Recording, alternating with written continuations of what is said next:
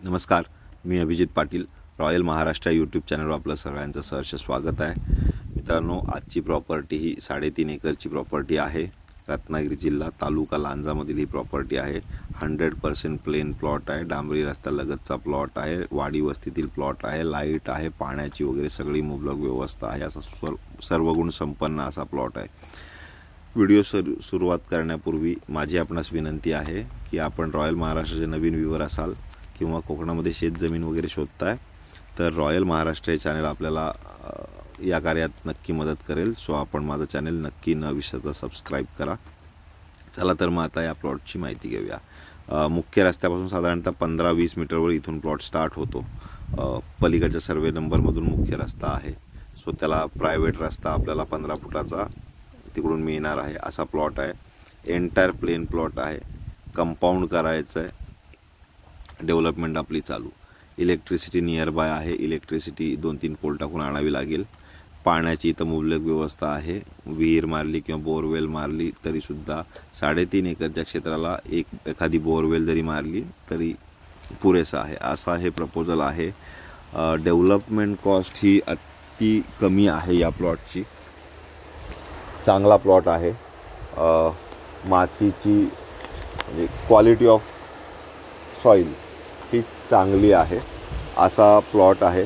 Entirely साधारणतः ज्यांचं including एखादं चांगलं फार्म डेव्हलपमेंटचं इन्क्लुडिंग जर 50-1 लाखाचं बजेट असेल तर ही जमीन घेऊन त्याच्यावर काम करणं आणि त्याच्यातून हायली डेन्सिटी किंवा हाय डेन्सिटीमध्ये जी उत्पादनं घेतली जातात तशा पद्धतीनं जर उत्पन्न घेण्याचा कोणाचा मानस असेल तर त्यांच्यासाठी चांगला प्लॉट आहे. आंबाबाग, काजूबाग किंवा इतर कुठलंही हॉर्टिकल्चर किंवा स्पाइस फार्मिंग, भात शेती करायची असेल तरीसुद्धा, कुठलाही पद्धतीचा भाजी लागवड करायची असेल तरीसुद्धा, गुरांचा गोठा डेअरी फार्मिंग वगैरे करायचं असेल तरीसुद्धा, डेअरी फार्मिंगची जर गोष्ट केली तर साधारणतः 3 एकर क्षेत्र असतं. त्याला 12 ते 15 चांगली क्वालिटीची जनावरं म्हणजे 100-150 लिटर दूध अशा जर गणितानं खेळलं, चांगली जनावरं पर डेच्या हिशोबानं जर खेळलं तर त्यासाठी हा गवत आणि गोठा घर वगैरे ह्या हिशोबाने उत्तम प्लॉट असा प्लॉट आहे. मसाला शेतीमध्ये सुद्धा अनेक ऑप्शन्स इथे करता येतील, जसं की काळी मिरी वगैरे. आजकाल पाईपच्या सहाय्याने व्हर्टिकल फार्मिंगही केलं जातं. खूप उत्तम पद्धतीचे केरळमध्ये प्रयोग आहेत. तशा पद्धतीचं इथंही करता येईल. बाकीच्या बागाही डेव्हलप करता येतील. प्रत्यक्ष व्हिजिटच्या वेळेस आपण त्या गोष्टींवर चर्चा करू शकतो.